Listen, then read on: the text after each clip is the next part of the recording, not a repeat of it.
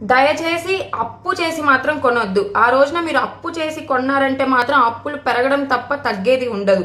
మీకు ఉన్న డబ్బులతోనే మీ స్తోమత ఎంతుంటే అంతే కొనండి. దాన ధర్మాలు కూడా చేయండి. ఆ రోజున లక్ష్మీదేవి విష్ణు కటాక్షం వస్తుంది.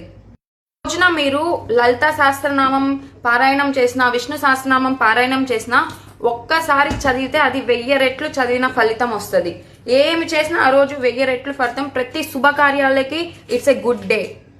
ఆ రోజున మీరు ఒక కుండ తీసుకోండి, మట్టి కుండ. అందులో కొంచెం యాలక్కాయలు వేసి అందులో ఆ కుండలో నీళ్లు నింపి అది ఎవరికన్నా దానంగా ఇస్తే మాత్రం చనిపోయిన తర్వాత మన ఆత్మకి కూడా బాధలు లేకుండా దాహంతో ఆత్మ విలవిలలాడిపోతుంటది. అలాంటి బాధలు కూడా ఉండవు.